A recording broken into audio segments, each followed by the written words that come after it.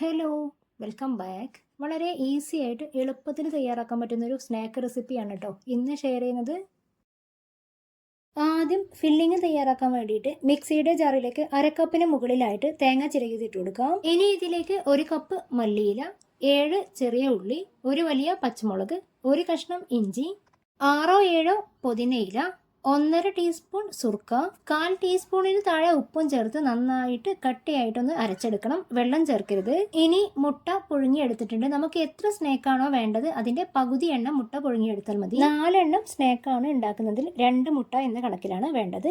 ഓരോ മുട്ടയും ഇതുപോലെ പകുതിയായിട്ടൊന്ന് മുറിച്ചു വെക്കണം.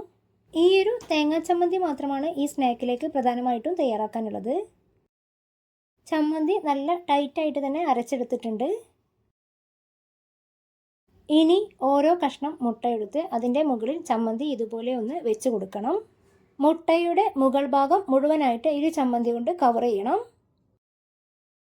കഷ്ണങ്ങളാക്കിയ എല്ലാ മുട്ടയുടെയും മുകളിൽ ഇതുപോലെ ഫില്ലിംഗ് ഒന്ന് വെച്ച് കൊടുക്കാം.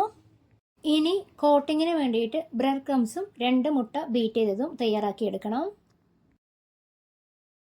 ഫില്ലിംഗ് വെച്ച ഓരോ കഷ്ണം മുട്ടയും ബീറ്റ് ചെയ്ത മുട്ടയിൽ നന്നായിട്ടൊന്ന് സോക്ക് ചെയ്തെടുക്കണം. അതിനുശേഷം ബ്രെഡ് ക്രംസ് കൊണ്ടൊന്ന് കവർ ചെയ്തെടുക്കാം.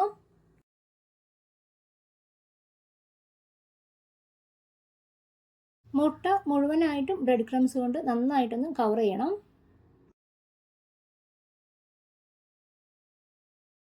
ഫില്ലിംഗ് വെച്ച് തയ്യാറാക്കിയെടുത്ത മുഴുവൻ മുട്ടയും ഇതുപോലെ ഒന്ന് കോട്ട് ചെയ്തെടുക്കാം.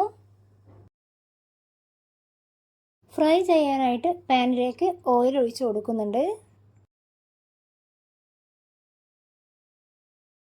ഓയിൽ നന്നായിട്ട് ചൂടായതിനു ശേഷം ഫ്ലെയിം മീഡിയം ടു ഹൈയിലേക്ക് ഇട്ട് ഓരോ സ്നാക്കുകളായിട്ട് ഇതിലേക്ക് ഇട്ട് കൊടുക്കാം.